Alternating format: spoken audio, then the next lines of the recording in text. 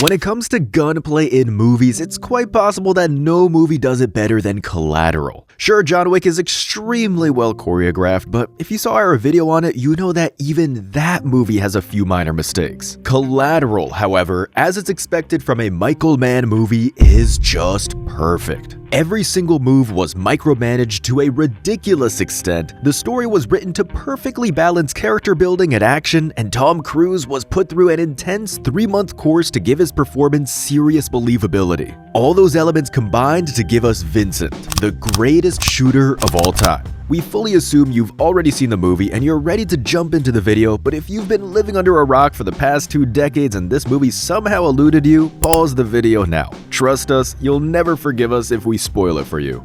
Before we move on to the video, we wanted to take a second to announce the launch of our line of merch. You may have noticed this channel's obsession with Michael Mann movies, and in true Shooting Blanks fashion, the merch reflects that as well. You can get the vintage-style cotton tee with a list of locations of Michael Mann's most famous movies, or the Mann's Heist Co mug to remind you how insane that street shootout scene in Heat was every morning with your coffee. Additionally, all Patreon members get a 15% discount on all merch, and with a bunch of new, exclusive content coming to Patreon, the time to become a member is now. Now, back to the video. We won't be spending too much time on weapons analysis in this video because it's all pretty much what you'd expect. Law enforcement pack SIGs and Berettas. Most of the criminals carry similar firearms on top of the Steyr TMP and an H&K G36C, and of course one of the Mexican gang members has a nickel-plated M1911 with pearl grips because of course he does. Their weapons are, however, mostly irrelevant as they appear for just a few seconds of the movie's entire runtime and they aren't noteworthy in any way. What is noteworthy though is Vincent's loadout, as that's what we'll be working with for the remainder of the video. Vincent's primary handgun, and the one we'll be talking about for the majority of this video, is the Heckler & Koch USP-45. We already talked about the USP in our Blood Diamond and the Way of the Gun videos, but here's a recap in case you missed those. The USP was conceived in 1989 in Heckler & Koch's attempt to chase the big money government contracts with law enforcement and the military. One of the USP variations later won the Special Operation Command's Offensive Handgun Weapon System Program contract, which is how we got the Mark 23 Mod 0. The gun we see in the movie is the USP-45, available on the civilian market and chambered for the 45 ACP cartridge just like SOCOM's gun.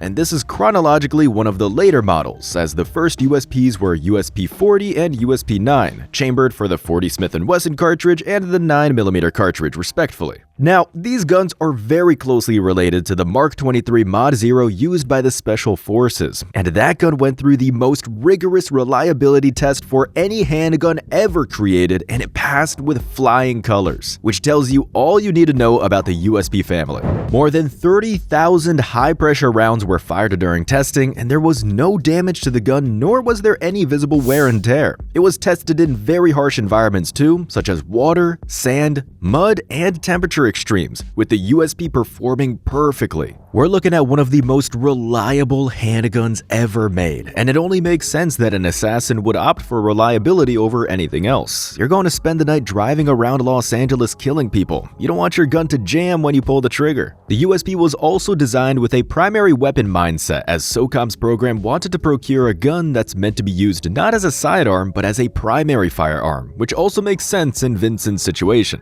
The second weapon we see Vincent use is the Ruger Mark II with a suppressor. He uses this gun to kill Daniel and loses the gun later when Max throws his briefcase on the highway. The Mark II is the continuation of the Ruger standard model pistol series. Just like the other guns in the series, it's chambered for the 22 long rifle cartridge, and the one thing this gun can take pride in is its fantastic variety. There's the standard version, the heavy barrel version, the suppressed variant, and the integrally suppressed variant famously used by the Navy SEALs. Interestingly, according to the manual, the Navy SEAL variant could be fired with water in the barrel. To quote, "A couple of tablespoons of water can be poured into the suppressor for extra quiet operation." The model used by Tom Cruise in the movie is a specially modified Ruger with an integrated suppressor, so it's pretty much the movie's equivalent of Amphibian 2, the SEAL Ruger. It's also, as you may have noticed, comically large. The gun is 13.25 inches long, which would give the Mark 23 Mod 0 an inferiority complex. Honestly, we have no idea how Vincent managed to keep the gun hidden this entire time given that it's bigger than some garden gnomes, but we'll give him the benefit of the doubt. It's also a bit funny that Vincent grabbed Daniel's head and gently laid it on the table to avoid attracting attention to himself when the gun, even suppressed, is louder than a headbang. The final gun Vincent uses is a Smith & Wesson 5906. He gets this gun from the security guard at Annie's building after killing him. Originally, according to the script, this was supposed to be his backup weapon, but we can clearly tell he got it from the security guard because when Max finds his body, we can see that his holster is empty. This gun is a member of Smith & Wesson's 5900 family of handguns, and the one we see in the movie is a later production model. Earlier production models had a step trigger guard. All guns in this family are chambered for 9mm cartridges, and the 5906 features ambidextrous design with adjustable sights or fixed sights. The gun in the movie has fixed sights. Measuring in at more than 38 ounces, 7.5 inches in length with a 4-inch barrel, the 5906 is heavier than most of its brothers and sisters because it's made entirely from stainless steel, unlike other guns in the family which mostly feature an aluminum frame. Those are the guns Vincent uses in the movie. Now it's time to see how he uses them. Tom Cruise went through intense preparations for the role of Vincent. He had never shot a gun with live ammo earlier in his life, and all the experience he had with firearms came from working with props on movie sets. In order to truly emulate the cold-hearted, calculated professional that Vincent is, Michael Mann wanted him to do some gun work with real guns, and that's where former SAS operator Mick Gold and former LAPD SWAT officer Sheik Daniel came in. Andy McNabb, also former SAS, was involved as well, but it's unknown in what capacity. Gold and Daniel, however, are well-known Hollywood legends. Daniel worked as a technical advisor on at least 40 productions, including Ocean's 11, Sicario, Day of the Soldado, 21 Jump Street, and Public Enemies, which is another movie we clawed into. And Mick Gold? We touched upon his career before. He was one of the gun advisors on one of universally the most beloved action movies ever, and also one of the most realistic gun portrayals ever put on screen, Heat. He would later also work on this movie, Taken, Public Enemies, and Miami Vice, among others. Together, these two guys had Cruise running gun drills for 3 months, turning him from a noob into an assassin, or at least into someone capable of convincing us he knows what he's doing. On top of that, Michael Mann also trained with them so he could better understand how to direct action. Aside from running very basic drills, they practiced the exact maneuvers Cruise would pull during filming, which is why everything looked so realistic. Cruise understood the assignment. As he says in the DVD commentary, the gun is an extension of who Vincent is, it's not just a tool for him. Michael Mann also makes an interesting observation in the commentary, saying that since Cruise got so used to live ammo, when he's firing blanks on set, they're not blanks for him. In his mind, he's actually shooting people. We can see this pay off in many scenes, which we'll get to in just a second, but what's particularly interesting are the blink and you'll miss it moments, such as the fact that Cruise doesn't close his eyes when he shoots. A lot of people, even some regulars at the range, reflexively flinch and or close their eyes when they open fire, but Cruise never does it in the movie. There's plenty of muscle memory and automatism in Cruise's movements, which just goes to show how hard he worked for this movie. And before we get to everyone's favorite moment, take a look at this scene.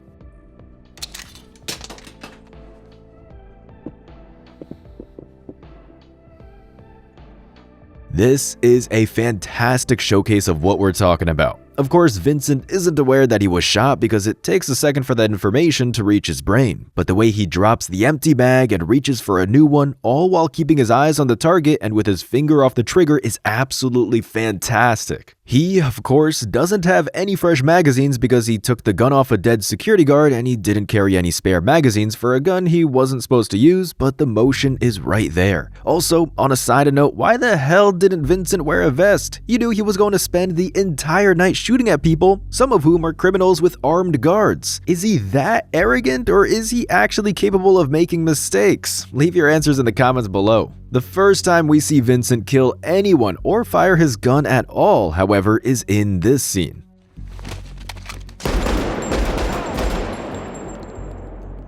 And then he goes in for the safety tap.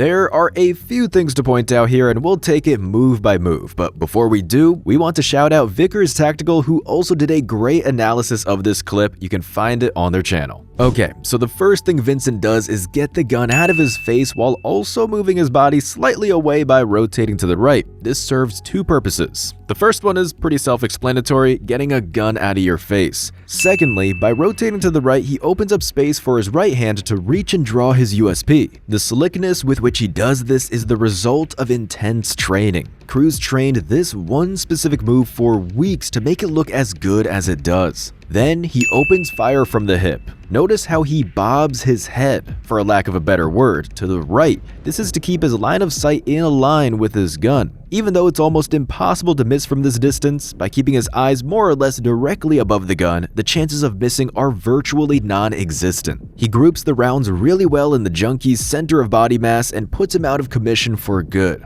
Also, the reason his left arm looks a bit off from the viewer's angle is because he pulled it back after pushing the junkie's gun out of the way. After pulling it back, he keeps his hand above the USB to ensure he doesn't accidentally shoot himself as he's retracting it. Noticing that the guy next to him is pulling his piece, he immediately turns to the side, and now that he has some operating room, he extends his arms and executes a textbook Mozambique maneuver. Michael Mann's movies are famous for the use of this maneuver, which is otherwise known as 2 to the chest, 1 to the head, and this movie is no different in this regard. Now, the most impressive thing about this isn't just how insanely correctly Cruz pulled all of this off, it's how fast he did it. 1.39 seconds. That's how long it took. In the script, it specifically says that this entire shootout should take no more than 1.6 seconds just to depict how superior Vincent's gun handling is in comparison to your everyday shooter. But Cruz pulled it off in 1.39 seconds. This is by far one of the most impressive gun handling moments in movie history.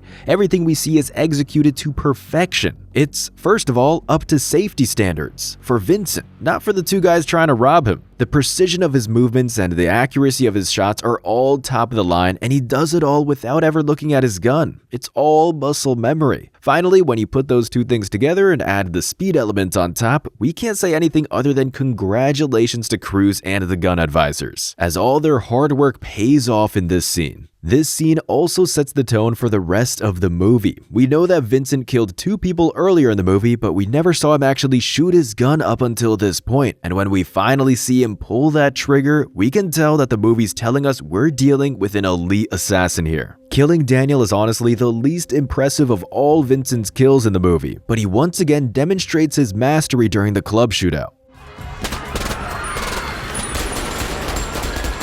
This roll grab shoot maneuver was also practiced in advance, and Vincent, in prime Michael Mann fashion, kills the 4th target with a perfectly executed Mozambique maneuver.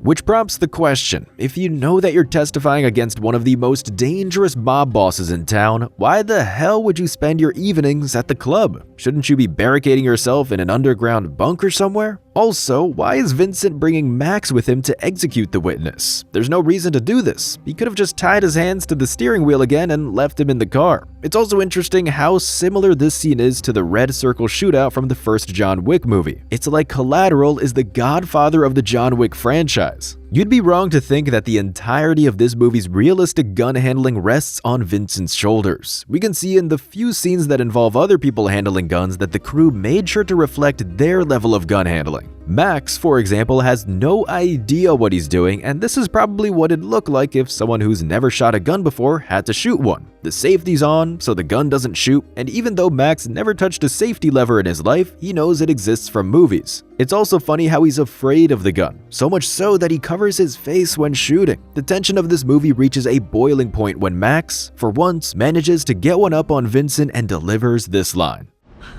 Let her go. Max? Why? What are you gonna do about it? It's so satisfying because Max has finally had enough of Vincent's pseudo-nihilistic, condescending middle school bully attitude, and Vincent is probably legitimately surprised that he pulled the trigger there. Also, the fact that he hit him probably has more to do with luck than actual aiming, given that his stance is terrible. The gun realism is also adjusted for Felix's mobsters. This guy here, for example, has terrible trigger discipline, which is realistic for someone in that line of work. Vincent, by the way, never puts his finger on the trigger in the movie unless he's firing. If you thought that gun handling is all there is to Collateral though, you're wrong. There are few movies to date that are as good at building tension as this masterpiece. That entire final sequence with Max, a civilian, finally finding his cojones and running to save the woman he has a genuine connection with from a professional assassin is incredible, as is their escape from Vincent. The movie is also a classic Michael Mann picture with hundreds of aerial shots of LA, which have become a staple of his films, and there's also a lot of dry humor in the movie. I brought you flowers. What am I gonna do with flowers? Cheer up. How? By worrying that you spend money on stuff that's just gonna wilt and die? See what I mean? You paid for my flowers? They're beautiful.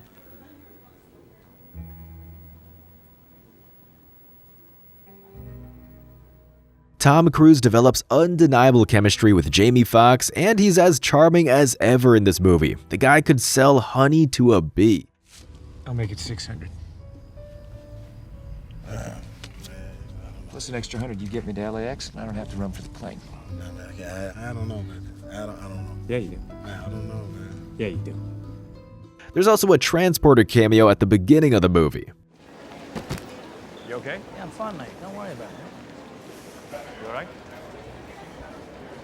And after watching and analyzing the entire movie, we have to say that the most unrealistic thing is the fact that Max can't find any cell reception in downtown LA. Everything, and that truly means everything else in this movie, is the definition of absolute perfection. All firearms look, perform, and sound the way they do in real life. Michael Mann once again opted for actual on-set sound recording instead of post-production gunfire montages, and it paid off once again, just the way it did in Heat. Tom Cruise is fantastic, delivering not only one of the most skillful assassins ever put to screen, but also one of the scariest villains in any movie ever. With that being said, we see no reason to give Collateral anything other than a 10 out of 10 final grade. It's perfect, nothing less. I gotta tell you, it was perfect. Perfect. Everything, down to the last minute details.